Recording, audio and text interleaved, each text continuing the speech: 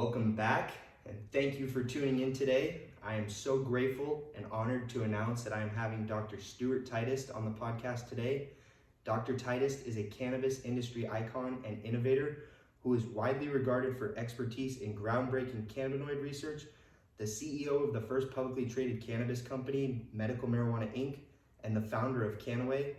Through his leadership, Medical Marijuana Inc. became the first company to deliver cannabis brands across U.S. state lines and international borders, making CBD available in 50 states and dozens of countries. Please help me welcome Dr. Stuart Titus. Hunter, thank you very much for the opportunity. Great to be with you today. It's amazing. I keep thinking about the first time I met you and our trip to Super Bowl 51. Just an unbelievable experience, you know. That was phenomenal for sure. A great trip to Houston, and certainly many great memories from that experience. Yeah, we got to see probably the greatest Super Bowl ever. I'd like to believe so. What an amazing comeback in the fourth quarter for the Patriots, and then to win in overtime. My gosh, the atmosphere was totally electric. Unbelievable. For sure. So tell me, Stuart, how did you discover cannabis? What led you down that road? Well, I was a physiotherapist and had a wonderful series of therapy clinics in the Carolinas, and I was treating a lot of athletes. The type of therapy I was doing was something that a lot of professional sport and Olympic athletes would normally get on season, like with their sport teams. But I was just one of a handful of people doing this with the general public. And so in the off season, many athletes would come through my office just to get a tune-up. They'd come in for 2 or 3 days, and we would just talk about normal things, therapy, recovery, etc. And it was really interesting for me to see that the contact sport athletes in particular were all using cannabis. And of course, back at the time, it was totally illegal, and many would be risking their careers. But these athletes thought it was so good for helping with pain, inflammation, as well as sleep-related issues. And they were not really much into the pill mill that, of course, they have access to all the opioids and whatever other painkillers, sleep pills, and all the rest. But the nice thing about the cannabis was that they wouldn't have the opioid hangover, and felt that this would help them to recover in a very quick and accelerated manner, so that, maybe if they have a big game on Sunday, maybe by Tuesday they're feeling good enough to where they can get a good workout in. Yeah. And on the opioids and other pain pills as well, it might not be till Friday till I'm feeling good, and I've only got 1 day to prep for the game on Sunday. So it really helped many to extend their careers. And certainly for me, as a physiotherapist, I could feel the difference in the tissues after they've been using cannabis. I mean, the inflammation would come out to a tremendous level, such that I said, okay, I've got to do some research and see if there really is some science to this.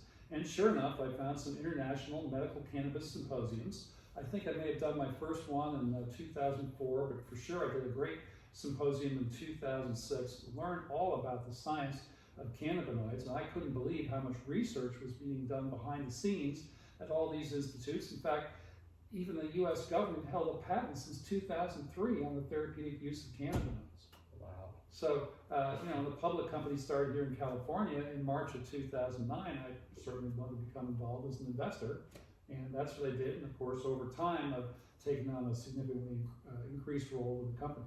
That's amazing. I mean, from my personal experience, I know people, somebody that's actually in my downline in Kannaway, they were a professional baseball player, and they came to me and said, you know what, I'm done with it. I'm done seeing my friends go down the rabbit hole of the opioids and just getting addicted to these just awful drugs that they claim that are medicine. And for me, it's more about how can people feel better, and that's just the last route that I want to take. Exactly, for sure, and I certainly agree with that path. Of course, I was a therapist and all, but certainly embraced the integrative approach. Again, getting people off the pills and the addiction and all that to see health in terms of a more holistic approach. And of course, when you do the science behind all this,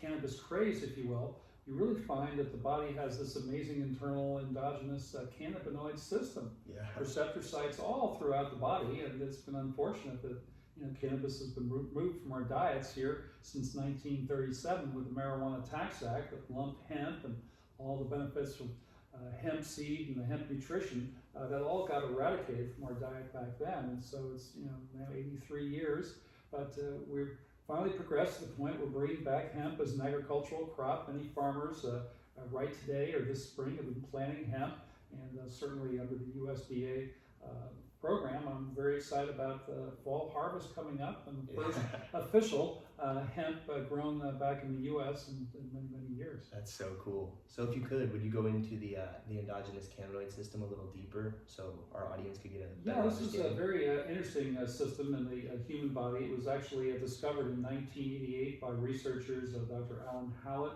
and William Devane at the University of St. Louis Medical Center. And they found that when they were doing studies with cannabis that there actually are receptor sites for cannabinoids that are widely expressed throughout the body. The CB1 receptor was the first one discovered.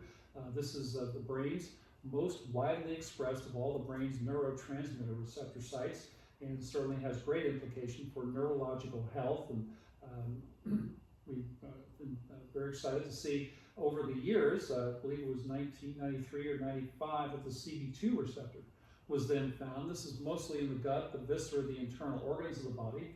Helps us to promote immune function and help the body to fight off harmful invaders, etc.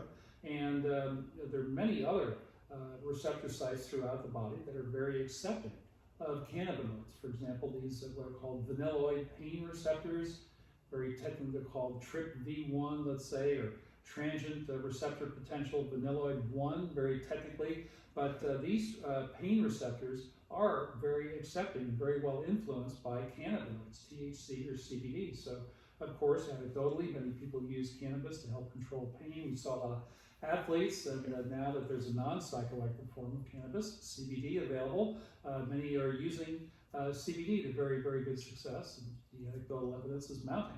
That's so cool. So if you could go into the difference between hemp and marijuana, so our audience can kind of understand. Yeah, well, they're in the same family of plant, if you will, the cannabis plant family. If you look at that cannabis plant, maybe it's the parent plant, then there might be two offspring. One side would be a high concentration of THC, which is what marijuana basically is used for. It's grown for that purpose, and there really isn't any industrial use for it. But on the other side, you'll have CBD, which again is a derivative from the cannabis plant, and this is mostly expressed in hemp, though you can also see this in marijuana plants as well. But certainly the hemp side, you'll have a high concentration of CBD, and the THC will be lower than the federal limit. You'll still have a trace amount of THC here, but you've got a wide range of plant that we call entourage botanicals, both in the CBD and the hemp side as well as in the marijuana side. So you have your trace cannabinoids, and there are now 150 known and identified cannabinoids.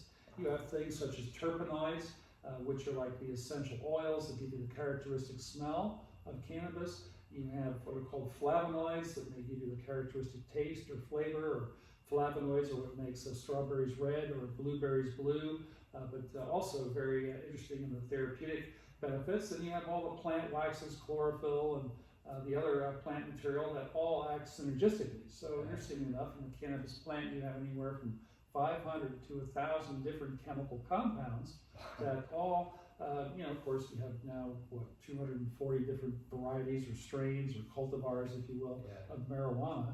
And you go in and you see OG Kush or Sour Diesel or just whatever, and they all have slightly different ratios of THC, CBD, and then all your other terpenes, flavonoids, etc. So it's certainly interesting to see that. But of course, hemp, on the CBD side, you have a tremendous amount of industrial uses. Hemp, building and construction materials, your hemp board, hemp concrete, and hemp insulation material. Absolutely phenomenal businesses that will evolve over time.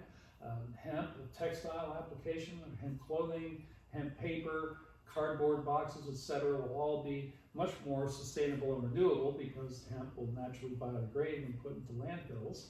So there's quite a business there. And your hemp seed has got tremendous nutritional capabilities. So certainly a wonderful food source. Our neighbors to the north up in Canada grow a great amount of hemp for its seed purposes because of the tremendous nutrition. And then the new emerging concept of hemp batteries, because hemp is extremely electric. And the new hemp batteries and supercapacitors, you won't have to mine the earth for these rare metals that are involved in today's supercapacitors and other electronics. You'll all be able to grow it naturally. And when you're finished with your battery in the computer, let's say, just put it in the landfill, it will naturally biodegrade. Wow. So, future businesses to come from the emerging hemp industry here in the U.S. Yeah, it seems like it can kind of help any industry. Well, certainly we're excited about that, and we got enough hemp being grown here in the U.S. to get what in economics we call economies of scale. Then all of a sudden you could look at amazing applications such as the biofuel aspect. Clean biofuels, or ethanol, methanol can be produced, and certainly the tremendous amount of biomass that we will have here in the U.S. I think that's going to be another great application for the future of the hemp industry. Yeah, and all bettering the environment, all bettering our planet. Which is... For sure it is, and of course hemp is a great bioremediator. It helps to clean up toxic soils, and my gosh, the use of agricultural chemicals in our agricultural society is just unbelievable. And of course, it all the residue filters through into the food chain and everything. So to be able to clean up some of this and really get more healthy, nutritious food, less chemicals, more real food into people, I think will improve everyone's overall levels of health and wellness. I agree. I completely agree. I tend to stay away from chemicals, but like in cases like this, you can't really avoid it. So bring on the hemp plant. For sure. Yeah. So, when I first started taking CBD, I started with the full spectrum premium hemp oil from Kannaway. The oral applicator? The oral applicator. Yeah. And it changed my life. I mean, I woke up and just the energy was different. I didn't have that cloudy, foggy, tired feeling. I was just out of bed within a couple minutes, and it sustained all day. So great, I'm so thrilled to hear these wonderful stories, and our hemp, particularly the premium oral applicator you're talking about, one of our highest concentration products in terms of CBD. Many products on the market are diluted with an MCT oil, a medium chain triglyceride like a coconut oil, and you get 1 to 2% say CBD.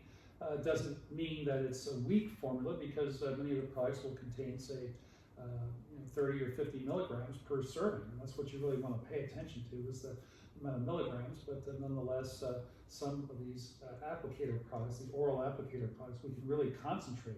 In fact, our gold oral applicator, I believe, is a 24% concentration of CBD, and the pharmaceutically developed version, Epidiolex, is a 12%.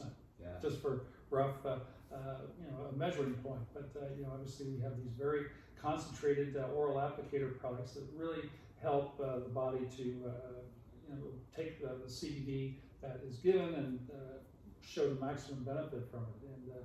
And of course, myself, I wish when I was your age I knew about CBD. I would have probably prolonged my Wall Street career, or just whatever it was back at the time. But to have that mental alertness and to clear out that brain fog, yes, many people anecdotally report that CBD gives you that. And of course, the energy. Also, many fatigue patients in particular find that within 3 or 4 days, CBD seems to be giving them more energy. And now study and research shows how CBD actually targets the mitochondria of the cell, the little organelle inside the cell that really the powerhouse of the cell. Yeah. Produces your ATP energy reserves. And certainly improving mitochondrial function is another great thing for athletes, as well as health and wellness, and particularly for longevity. I believe the Life Extension Foundation mentions just a 1% improvement in mitochondrial function can lead to 10 additional years of life extension. So yeah, I mean, I noticed my sleep was better. I wasn't eating as much food, and it just seemed to fill me up quicker. I wasn't craving the BS. Yeah, it's very, very interesting how it tends to alleviate these addictive tendencies. Food certainly one that many people have addiction to, and then of course drugs as well. And there's been some nice early stage research that I hope will advance further, because we really believe that CBD eventually will find its place in the drug addiction and drug recovery. People on either opioids, and many people just have a normal surgery, the doctor prescribes opioids, 3 to 4 days later they're hooked, and without intending to be, they wind up with this unfortunate, terrible addiction cycle. And trying to break that is something that CBD, although has a wonderful effect on your CB1 receptors in the brain, it also has a peripheral effect on some of the opioid and other receptor sites that do help to cut off addiction to things such as cocaine or methamphetamine. And certainly this has been shown in rats in the laboratory test setting. And now hopefully soon we'll be able to start to utilize this for human clinical trials, and maybe eventually a pharmaceutical company may have a nice CBD-based medicine that might treat drug addiction in the future. Wow, that's so cool. Right. Yeah, so where do you see this going outside of like with medical purposes? Where do you see CBD and THC for that matter down the road? Well, certainly we're looking to work with the FDA and carve out this nice pathway for CBD. The FDA back in June of 2018 approved a pharmaceutical version of CBD, Epidiolex, and that's had great success. Their sales, I believe, are well ahead of expectations. The company's done fabulously well. It's used for children with rare forms of epilepsy. And this epileptic seizure disorder basically is something that hasn't been able to be controlled with traditional medicine, and now with CBD-based medicine, many of these children are becoming seizure-free and seeing a much improved quality of life. But we, on the dietary supplement side, want the FDA to also carve out a pathway for CBD's use as a dietary supplement. We believe that these non-psychoactive cannabinoids are really essential and vital nutrients that our bodies are craving for. We get these nutrients in our bodies, say 50 milligrams of CBD on a daily basis, and all of a sudden we tend to move to higher levels of health and wellness. And we do so without any toxic side effects that see with the pharmaceutical side. So trying to demonstrate this to the FDA, I think, is something we're involved with an industry-wide group that will hopefully be into a study here sometime next couple of months, maybe have results by the third or fourth quarter of this year that will show that not only CBD helping to improve people's levels of health, but also doing so in a non-toxic manner, particularly not showing any liver toxicity. For example, myself, I've been on CBD daily for the past 8 years, and recently had some blood work done, and my liver enzyme levels, ALT, AST, ALP, are all in the lower end of normal range. And my bilirubin levels, just also a liver marker, also in the lower end of the normal range. Children who are taking the Epidiolex, the pharmaceutically developed version of CBD, are showing elevated levels of the toxic liver enzymes and bilirubin, and this is probably because that version of CBD is a semi-synthetic, isolated, refined, doesn't have all the plant material that really is many people's, what we think is the secret sauce, if you will, the full spectrum botanicals. When you isolate it out, you lose a lot of the benefit. So anyway, we're looking to carve out this nice pathway, show the FDA it's non-toxic, and certainly I think Congress will also be impressed with some of the data that we'll hopefully be able to provide. That's unbelievable, and that's awesome that you had those results come in. Congratulations. Well, just want to make sure that the product that we're selling and marketing to the general public is not toxic, and who better than myself as a personal experiment. And if it's not toxic for me, I'd like to believe it's going to be non-toxic for a world of patients out there. Of course, I'm not on any pharmaceutical medications at the moment. Others obviously are on pharmaceutical meds, and CBD might have a slight interaction.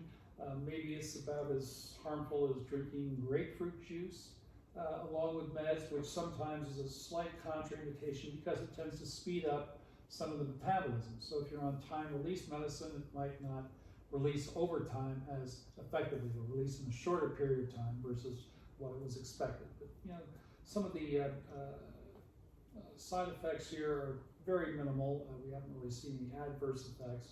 So we really believe our product that we're selling and the industry is selling is a very safe product, but nonetheless, we're trying to put good standards. This U.S. Hemp Authority now is certifying many manufacturers of CBD and all. Recently, University of Mississippi did a study looking at products that were on markets in their state, and unfortunately, some people were claiming CBD in their product but didn't have any CBD. Or if they did have CBD, it was synthetic and it wasn't the natural full spectrum product and all the rest. So you have to really be careful about your sourcing. But, Gotcha. certainly we're trying to do it the correct way, and many others in the industry are doing the same as well. Yeah, and you guys are doing a great job. Talk about being the innovator of leading the industry. How is that breaking down the FDA, saying, this is legal in all 50 states? Like, how was that being the innovator? Well, it was interesting. Certainly an interesting time for us. We were growing hemp over in Europe, worked with a farmer for many, many years, and finally got a good high enough concentration of CBD to potentially be useful back in the fall of 2011. So went ahead, did our harvest, and then got this CBD-rich hemp oil in the country in Europe. And then we had to develop import-export regulations to take that to the U.S.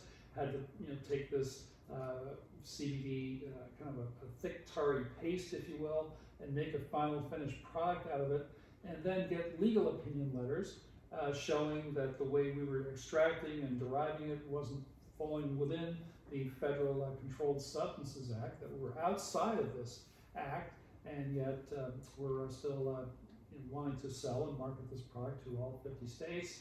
So we wound up getting these legal opinion letters, and then had the gumption to be able to ship across state lines. We certainly had a little bit of nervousness for a few weeks with clutching our legal opinion letters and trying to sleep at night. But once these shipments went through, the industry was born, and now you got a huge number of competitors following us into the space. We've been able to lobby Congress, and certainly it's wonderful to see that farmers now can potentially start to grow hemp again if they qualify for the USDA's program. Certainly we're quite excited about that. But back in the day, it was a little bit nerve-wracking. You're trying to sell a cannabis-based product that's legal in all 50 states, and but certainly it was not lost by many international countries, and we were able to pioneer, be the first into the country of Brazil in April of 2014, first into Mexico in February of 2016. It was really interesting in Mexico. The government could see the benefit of CBD, but in Mexico, of course, you got a tremendous amount of cartels. The drug war, violence really hits in that particular country, and the regulatory group, as well as the politicians, were all very THC adverse. So they challenged us: develop a THC-free form of CBD, and we'll approve it. So we went to our laboratory facilities, figured out a way to take the THC out, and had our first products available in February of 2016. And they were tested by the government of Mexico, approved, and we've been shipping product down there ever since by doctor prescription. It was interesting to see that the World Anti-Doping Agency, very soon after we legalized Mexico, picked up on this and said that CBD is allowed for professional sport and Olympic competition. As long as it doesn't contain THC, perfectly legal. So that's been a very interesting development over the years as well for those athletes. That's amazing. Yeah, I noticed as an athlete myself how much it just increased my performance and my energy.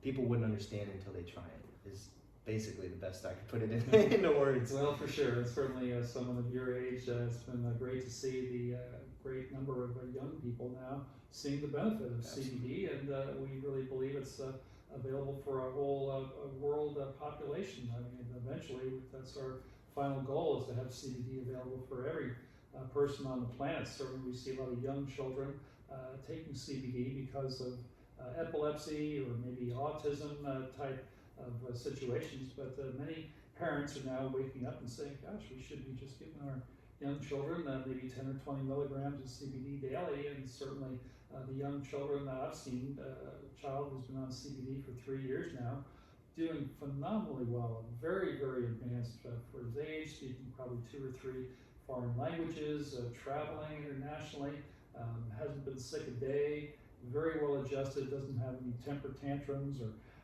mood swings like we see with many other kids. I mean, gosh, just imagine 2 or 3 generations from now, when they're all been on CBD. I mean, just going to be such a totally different world. I mean, I've had such a great experience myself in the last 8 years, but it wasn't until I was in my mid-50s that I really found I was able to access CBD. I mean, my gosh, like I said, when I was 20, I had this. Yeah, it's just incredible. Yeah. What has it done for you? Well, I had a terrible nerve-related disorder, which really got me into this. Was in the health profession and all, but being from the East Coast, I came down with a deer tick, and unfortunately, this nerve disorder. And I was very debilitated with this thing. It's like I aged 100 years overnight, and had terrible muscle spasms, muscle twitches, involuntary twitches all night long, just to damage the central nervous system. And I'll never forget my first night on our first product. It was about 25 milligrams worth of CBD. I slept without a twitch and slept a full night through, probably the first time in 2 years. And right then my healing started. It's been amazing to see the recovery. It took me about 1.5 years to fully recover. I had to learn to walk over again, just because I'd lost the coordination of the muscle movements and all that. So I learned to swing golf club all over again. Now you're crushing it. But it's been fun to be able to handle a position of responsibility of a CEO, to travel internationally, to lecture individuals and doctors, other professionals interested in CBDs. It's just been tremendous for me to have really, the medical prognosis at the time before I started CBD was not good. Yeah. Basically, I was looking at maybe assisted living the rest of my life, and not really any quality of life. I couldn't go outside and enjoy a really beautiful day like it is here today in San Diego. But with CBD, it's just brought such incredible change, quality of life, giving me a second chance of life. It's like being born again, if you will, and to be able to enjoy all the normal things of living, because really you don't appreciate your health until all of a sudden it's taken away from you. It's not there anymore. Yeah. And then all of a sudden, wow. The one thing I remember when I was sick, I said, my gosh, if I could just get out there and walk one hole of golf on the golf course and enjoy a beautiful day and wonderful manicured grass and all the trees and birds and flowers and just the challenge of being out there. If I could enjoy that just for one hole, that would be all I could ever ask in life. And when you're sick and having challenges, sometimes you just set these little mini goals, and when you start to recover and start to do a little more in the way of physical activity, it was very interesting being on the other side of the coin, because all my life I've helped people with, especially young folks like yourself. I'd love to work with athletes in particular. Many have just had an unfortunate hit on a football field, or soccer, or hockey, or unfortunately in an automobile accident. And to have, unfortunately become either paraplegic or have, tremendous muscular atrophy because they just hadn't been able to physically get to a good place, and to be able to apply this type of therapy to those individuals and help them to recover, or even a football player with a shoulder injury or a hip pointer, to get them back in the game and the lineup ahead of what the normal schedule was. That was really my passion, and certainly I've looked at a great number of physical therapy techniques all around the world. I practiced a low-level electrical stim called microcurrent therapy. I really enjoyed that. But certainly now, when these doctors and therapists will be armed with CBD, I really believe that's a tremendous compliment for the athletes. In fact, there was a nice article.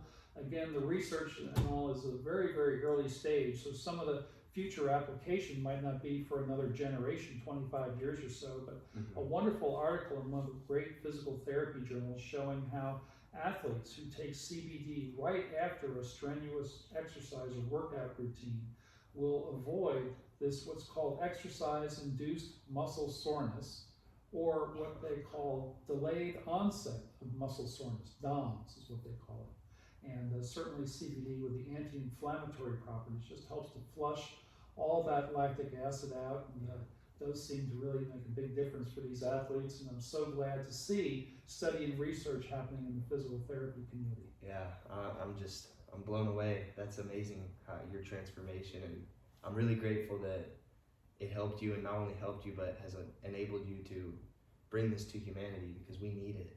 Well, it was so interesting just having to be at the right place at the right time. Got the first available CBD really here in the U.S. Best we can see, but certainly I've had the amazing experience with it, and it's nice to be able to have a great international operation team that has done a phenomenal job in getting our products into countries such as Mexico, Brazil, and Latin America, now over in Europe, and starting in Asia.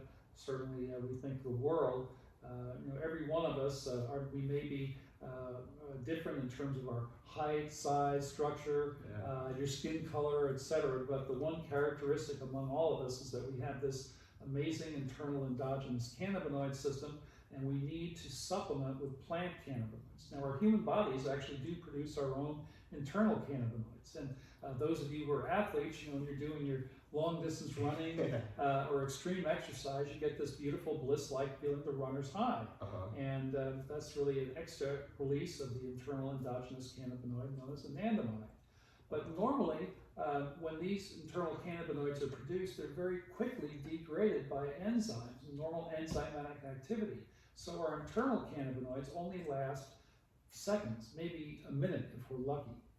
But when you supplement with plant cannabinoids, they have a much longer shelf life in the human body and confer much more in the way of physiological processes. Thus, we really need to work and live in harmony with the cannabis, in particular the hemp plant itself, just for that reason. You get the wonderful cannabinoids that, a couple of centuries ago, all are, hemp was one of the stable original crops from America that was brought over by settlers from Europe. Jamestown, 1619, the Pilgrims in 1620, all brought hemp. It was the first agricultural crop here in America.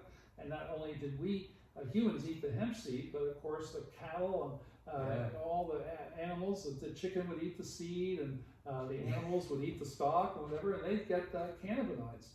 So, of course, we would then eat the cattle or whatever. We'd be eating, cannabinoid-rich beef, if you will, the chickens with their, it's now a big thing about the omega eggs or whatever, high omega eggs, and certainly cannabinoid-rich eggs, I think, will be something you'll see in the future. And we really believe that this has tremendous application. I think it's going to clean up this, cattle business that unfortunately has become a little toxic with the combined animal feeding operations, and certainly help with a number of things just in terms of building a more sustainable and renewable, a little healthier life here on the planet. Yeah, I agree. I think CBD is not just CBD, but cannabis is going to be a big part of our future. I mean, Mother Nature orchestrated this beautiful plant for us, and we haven't used it really. Well, it's been very interesting, and certainly the study of this internal endogenous cannabinoid system is also quite interesting. Just for some of the information out there, THC has a more direct, like a lock and key effect. Many receptor sites are like a catcher's mitt, if you will, perfectly accepted to catch that baseball right in there, and that's kind of what THC does. It locks onto the receptor site, and of course it confers the psychoactive effect. CBD doesn't necessarily have this lock and key effect. Basically, what it does, though, it's called an allosteric modulator because it might attach to a different part of the cell membrane called the ligand. But here, it changes the shape, changes the orientation, and more importantly, changes the permeability of the cell to allow for more nutrients to come across the cell membrane. Thus, it tends to stimulate mitochondrial function, as well as allows for waste products to depart from the cell. So it's very cleansing and detoxifying. And some of these deep-seated toxins lodge inside the cell. So here, they're hidden from the body's immune system. And not till you open the cell membrane, it'll start to allow those nutrients or those toxins to come out of the cell. So you really start to clean up some of this deep-seated toxicity. And so, a good detoxification program over time, I think, will start to include CBD as well, and I think it's just going to move us all to a much higher level of health and wellness. You give this a couple of generations, 50 years from now, we're going to be living in a much, much different planet than we are today. Yeah, I agree. And those cells will become more coherent, more clear, more just, they'll be able to send messages back and forth quicker, becoming more efficient. Yeah, the cell communication, very, very big part of what CBD does. I was mentioning the electrical properties earlier about the hemp batteries and supercapacitors, but it's very interesting that many parents will see a child starting to go into a seizure. Of course, they've experienced many seizures with a child before. Many astute parents will just reach for the refrigerator, get a drop of CBD oil, place under the tongue, and I've seen it myself. It's just amazing. As soon as that CBD oil gets under the tongue, and that seizure many times will just stop right in its tracks. And are they really, do we have time for all the thousands of chemical reactions? I think it's more an electrical, a cell signaling type of aspect. All of a sudden that signal is able to be transmitted to the brain, that CBD is under the tongue, and it just calms and relaxes that central nervous system and takes away that seizure episode in many children. So I think that gives us a good idea of what the future holds, and to look at the body not only as chemical as our pharmaceutical companies do, but to also look at the electrical, the communication side of the body, how our cells communicate, is another aspect that I think CBD is really going to bring us into the forefront of some future research. That's awesome. So, me and my dad talk all the time, and he's like, yeah, CBD, it's awesome, but it's the tip of the iceberg. Like, cannabis can do so much more, 50,000 different things. And, you mentioned it a little bit earlier, but what does that look like? I remember coming to this beautiful place about 2 years ago. Maybe it was the old corporate office, but I remember you guys telling me that a couple years down the road, there might be hempcrete buildings, there could be hemp houses. You could blow it up with a flamethrower and it won't catch fire. Like, it's really interesting. Yes, it's fire resistant. The hemp board, particularly the hemp concrete, absolutely incredible, and a tremendous insulator. So we're seeing in places of the world where they've been growing hemp. I believe France is one of the big innovators of hemp construction, and certainly they build maybe 1,000 hemp houses every year. wow. Very interesting. Our farmer over in the Netherlands has actually built a couple of hemp houses, and it's very interesting when you're in a hemp house. It puts out a wonderful 8.3 pH, so it's alkaline, which is very healing for the body, and many people choose to buy or live in a hemp house, particularly if they have children with what we call multiple chemical sensitivity disorders, because hemp is very antibacterial. It's got some antiviral properties apparently, but certainly the antibacterial, viral, anti-fungus, mold. So you're really living in a very, very clean environment. Many times you won't get cell phone reception inside a hemp house just because the hemp is thick enough. It blocks out electromagnetic pollution, so you can escape from all the 5G type of stuff and other influences with it. So that's another interesting thing about living in a hemp house. And I'm very, very excited about the industry here, particularly in California, the summertime and the fall particularly, we have a lot of fires, and to have something that's fire resistant, I think is going to make a tremendous difference. And certainly the industry is very, very much at the early stage. I think it's going to be a couple of years yet before we get hemp approved as a building material, but when that happens, people start to see the benefit of it. It's going to explode. I'm really quite excited about particularly the hemp insulation factors. Yeah. I think many places of the globe will see some tremendous benefit by utilizing hemp for the insulation. Yeah, and then they talk about cars being made and run off hemp. Is that correct? Well, the biofuels, for sure. Yeah, Brazil in their economy, they grow a tremendous amount of sugar cane. Once they've squeezed out the sugar, they'll just take the tremendous biomass to the biofuel plant, and their cars run on mostly alcohol, interestingly enough. And to be able to replace our fossil fuels with something we can grow more naturally, I think is something that's very sustainable, very renewable. Over time, we're quite excited about those nice industries that will certainly develop. That is so cool. So a couple more questions. What's next for you and in this endeavor towards cannabis and bringing it to humanity? Well, certainly we're looking to change laws in many countries, and some are more progressive, some are not, but places around the globe are starting to open up. South Africa will probably be the next big area for CBD, and certainly even cannabis. I'm very excited about that. Other countries in Asia, I think, are going to soon start to open doors and allow for product to be utilized by the population, and certainly carving out this nice pathway with the FDA to really approve CBD as a dietary supplement, and then to get a recommended daily serving size for adults, which we believe 50 to 70 milligrams CBD daily is a great supplementary diet that will the serving size in that proportion will really supplement our body's large self-regulatory system, the endogenous cannabinoid system. So I'm quite excited about that. I'm quite excited about some of the new up-and-coming cannabinoids, CBG, cannabigerol, the stem cell cannabinoid. Now they're growing higher concentrations of CBD, or rather CBG, and the normal process is that CBG would be developed by the plant as it's maturing, but enzymes would then convert that into THC or to CBD, depending on whether it's a marijuana plant or a hemp plant, if you will. But now they've been able to block some of those enzymes and just grow a higher concentration CBG.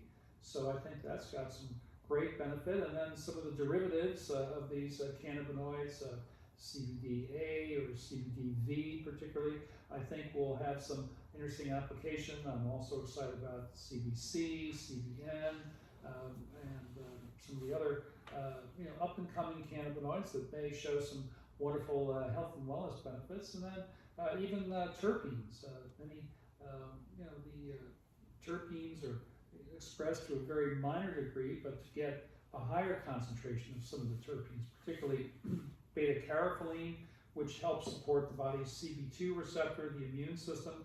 Certainly a good high concentration beta-carotene with a good high concentration CBD combination product, I think is going to be one of the great products of the future. So these are all things we're looking at, and certainly there's going to be a huge number of advances over the next years. I mean, we're really at the very ground floor stage of this entire industry, and once all these cannabinoids are available, researched, and certainly available in higher quantities, in the next 20 to 50 years looks very, very promising for the industry.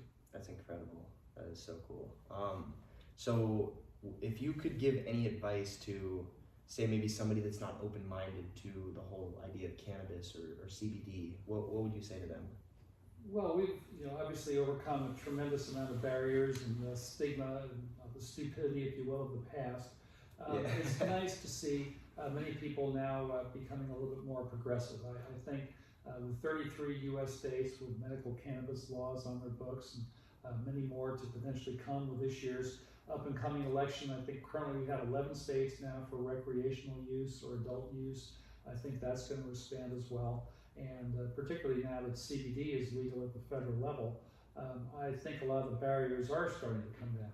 The people who've been kind of brainwashed in the past, I think Dr. Sanjay Gupta has had tremendous influence on that when he flatly came out and said, I was so wrong about cannabis. We've all been duped, if you will, into thinking this is the most harmful substance on the planet, when actually it's perhaps the most beneficial, interestingly enough. And of course, many people just have to try it, experiment, like with yourself. You tried it, and wow, you saw some tremendous benefit. Amazing. A lot of people do. We're seeing, of course, I testified before the FDA last May at their hearings. It was really interesting to see this gal from Consumer Reports. I believe her name was Lisa Gill. She had some tremendous consumer information on CBD that, people who were, like myself, maybe the baby boomer era, we went from trial use, looking to see if CBD going to help us. And many in my generation were saying, CBD definitely helped. And now, instead of using it just one time a day, I believe 19% of my generation, the baby boomer era, is using it more than once a day, just because we're getting benefit. So really, really interesting statistics and data, how many people are using it. I mean, obviously, not everyone's seeing it as a panacea, but there are a great number of people finding some wonderful health and wellness benefits from it. And certainly there's a tremendous market out there that's still, and it's very much its infancy. Yeah. I mean, our dogs had tremendous benefits too. We were giving it to she passed away a couple years ago, but just incredible. I mean, 2 years of just extended life that we got to live with her. And I mean, she started taking the oil and it started helping her. So yeah, it's so interesting to see. Many pet owners have mentioned some great benefits, and of course, our animals all have this internal endogenous cannabinoid system as well. really, So all mammalian creatures have this endogenous cannabinoid system, and certainly when you start to supplement it, it's amazing. You see these elderly dogs who are basically sedentary. All of a sudden, they'll start jumping up and down, running up and down stairs like they were puppies again. It's really been fun to see that many pet owners are seeing improvement in quality of life and just an extension of the good quality of life that they remember. And also, it's been wonderful not only for humans but also for many pets. I think there's a very interesting business developing in the horse arena as well. We have a group out of Denmark that's seen some phenomenal results with a couple of their horses in terms of recovery, and they do a lot of very high level horses and all that are like Olympic dressage type horses, but also some female horses who want to give birth, and all because of their pedigree. And now that they're on CBD, it does seem that it's much easier for these horses to get pregnant and to have a good, smooth delivery versus a difficult delivery. It's really interesting that the reproductive system of the body is very well aligned with cannabinoid receptors. Wow. So, And women's breast milk too produces cannabinoids. yeah, the first food, the mouthpiece of the child, is very well expressed in cannabinoids. Wow. I've seen that. Yeah. That is so cool. The way the body works, pretty amazing. That is amazing. So last question. There's a lot of debate on whether the high side of cannabis, THC, is good, bad, indifferent. Can I use too much? A lot of pro athletes now are coming out about, hey, I used it before games. I was a professional football player. I smoked it before every game. Do you have any idea? Is there any information or research out there today that would tell us, hey, this is a good idea, it's a bad idea, stay away? Well, it certainly seems these cannabinoids are neuroprotectants, and even the U.S. government's research and their patent cannabinoids as antioxidants and neuroprotectants. So certainly, for athletes, of course, if you're wanting to protect yourself from a traumatic injury or other calamity, cannabinoids seem to have a great place. There was some interesting research out of, UCLA Medical Center in Torrance, California, where they looked at, I believe it was 450 or so young adults who unfortunately were involved in automobile accidents and had traumatic brain injury.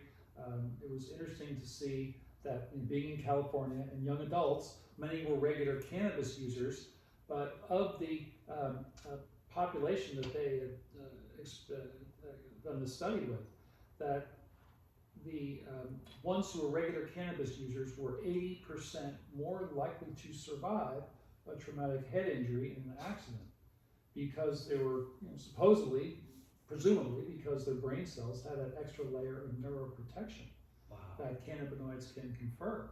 So I believe that there's great benefit in all cannabinoids, and many people, of course, are THC users, and that's their focus in life, and that's what they want to do. But if they would actually start to incorporate a little bit of CBD, all of a sudden that tends to balance it out. And really, it's the combination of the balance, which for every person is going to be a little bit different.